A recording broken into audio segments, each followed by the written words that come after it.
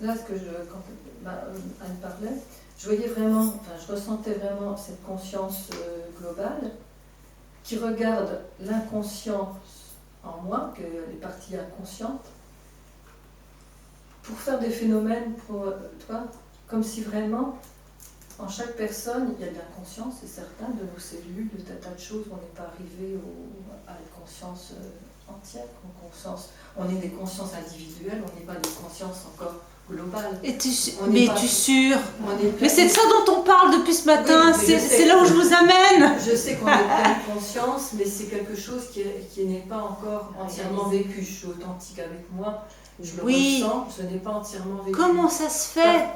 Par contre, ce que je vois, c'est que cette conscience, elle prend comme si elle prenait chaque individualité de sa partie inconsciente pour le nourrir et l'accepter dans la conscience.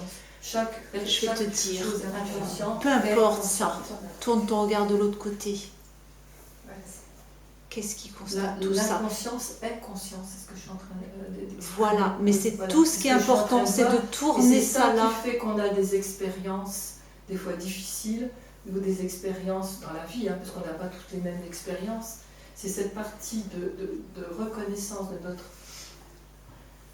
On a des expériences difficiles, des fois on n'a pas des expériences difficiles.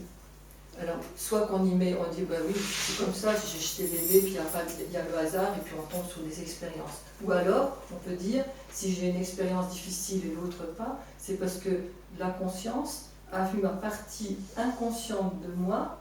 C'est trop, tout ce que tu dis. C'est une recherche mentale, en fait. C'est une recherche mentale. Regarde. Lâche toutes ces pensées. Là, maintenant, tout de suite. Tu vois, donne-toi ce cadeau-là, de lâcher ces pensées. Une seconde, tu vas lâcher, ça ne veut pas dire les repousser, c'est laisse-les passer. Qu'est-ce qui reste dans l'instant, juste derrière? Il reste toujours pareil, c'est la conscience. Mais c'est tout. Alors regarde, il reste la conscience. Oui. Quelle distance y a-t-il entre ce que tu penses être, le corps mental, et cela? Regarde. Est-ce qu'il y a une distance?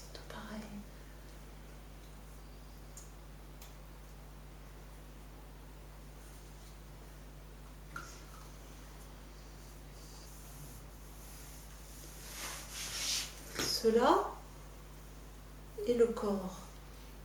Comment ça se passe? J'ai une fluidité entre les deux, entre le corps mental et la conscience. Cette fluidité, cette énergie. Ok, maintenant la question c'est à quelle distance est le corps de la conscience là maintenant? Est-ce que tu en vois une? Non, c'est donc, quelle différence y a-t-il entre la conscience et le corps s'il n'y a pas de distance? Donc, où se situe la conscience?